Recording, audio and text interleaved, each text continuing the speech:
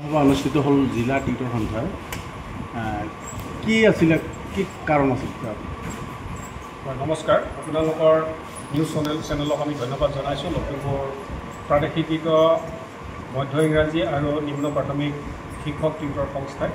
2021 চনৰ 5 ফেব্ৰুৱাৰী তাৰিখে অসম চৰকাৰৰ শিক্ষা বিভাগে আমাক নিযুক্তি মেলা পাতি নিযুক্তি দিলে কিন্তু দিয়াৰ পিছতো আমাৰ সমস্যা আমি জৰ্জৰিত হৈ আছোঁ বিশেষকৈ আমাক 10-12,000 টকাৰে আমাৰ মাহিলী পাৰিতোষিক দি পেলাই আমাক স্বস্থ ৰাখিবৰ বাবে চেষ্টা কৰিছে অসম চৰকাৰে এই সন্দৰ্ভত আমি কেইবালানিও কাৰ্যসূচী কেন্দ্ৰীয় সমিতিৰ নিৰ্দেশমতে কেন্দ্ৰীয় সমিতিৰ বেনাৰত আমি কাৰ্যসূচী গ্ৰহণ কৰা হৈছিলে দাবী পত্ৰও দিয়া হৈছিলে কিন্তু কোনো ধৰণৰ দাবী পত্ৰক তেওঁলোকে মানে গুৰুত্ব দিয়া পৰিলক্ষিত হোৱা নাই আমি যোৱা জুলাই মাহত দুবাৰকৈ গুৱাহাটীত কেন্দ্ৰীয় নেতৃত্বত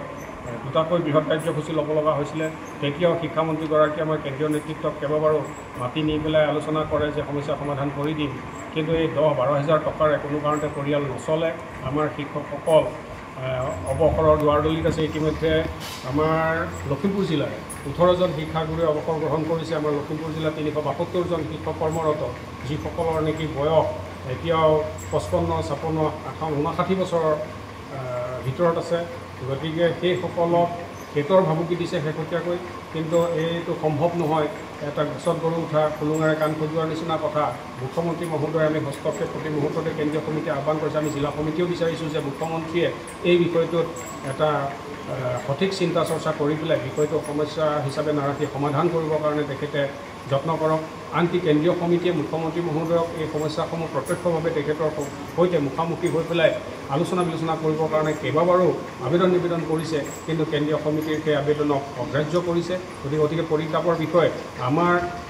অধ্যয়নৰত ছাত্ৰ ছাত্ৰীসকলক আমি পোহপাল দিয়াত তেওঁলোকক খোৰাক যোগোৱাত আমি অপাৰগ হৈছোঁ গতিকে সেই সমস্যাসমূহ দূৰ কৰিবৰ কাৰণে এতিয়া মুখ্যমন্ত্ৰী মহোদয়ে শেহতীয়াকৈ 1 অক্টোবৰৰ পৰা দৰমহা বৃদ্ধি কিছু কৰিম বুলি কৈছে কিন্তু আমি তাত আশ্বস্ত হ'ব পৰা নাই যে কিমান বৃদ্ধি কৰিব এই কথাটো স্পষ্ট নোহোৱাৰ কাৰণে আমাৰ সন্দেহ ক্ৰমে ঘনীভূত হৈ গৈছে আৰু সেইকাৰণে কেন্দ্ৰীয় সমিতিৰ নিৰ্দেশ মতে আমি কাৰ্যসূচীবোৰ ৰূপায়ণ কৰিছোঁ আমাৰ ব্লক লেভেলৰ প্ৰথম আজি সজাগতা সভাৰ উদ্দেশ্য হৈছে ব্লক লেভেলৰ পৰা ধৰি আমি গ্ৰাছৰুট লেভেলৰ সকলো শিক্ষাগুৰুকে লৈ পেলাই আমি সুসংগঠিতভাৱে আমাৰ এই যুক্তিসংগত দাবীক আমি ন্যায়সংগত ৰূপ দিবৰ কাৰণে আমি চেষ্টা কৰিছোঁ আদালতৰো কাষ চাপিছিলে যদিও আদালতৰ উচ্চতম আদালতৰ ন্যায়ক অৱমাননা কৰা দেখা গৈছে এই চৰকাৰখনে গতিকে আজি এই আপোনালোকৰ চেনেলৰ জৰিয়তে আমি আহ্বান জনাইছোঁ যে মুখ্যমন্ত্ৰীৰ অলপ সহৃদয়তাৰে এই কথাখিনি চিন্তা বিবেচনা কৰি ইমান বয়সস্থ শিক্ষকসকলক যেন আৰু হাৰাশাস্তি নিদিয়ে আমাক চূড়ান্ত পৰ্যায়লৈ আমাক যাতে আগবাঢ়ি যাবলৈ তেখেতে নিদিয়ে তেনেকুৱা এটা পৰিৱেশ নহওক সেই কথাটোৱে আমি সদায় কামনা কৰিছোঁ আৰু আজি আমাৰ সভাৰ উদ্দেশ্যটো এইটোৱে যে আমি অনাগত দিনত তেখেতে যদি আগন্তুক 15 আগষ্টত অসম চৰকাৰে আমাৰ শিক্ষকসকলৰ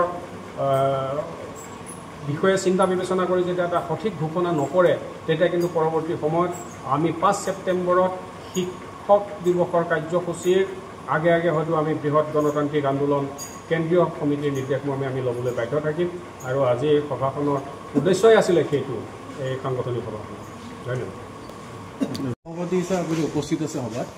কি ক'ব নমস্কাৰ কথাটো হ'ল কি ইতিমধ্যে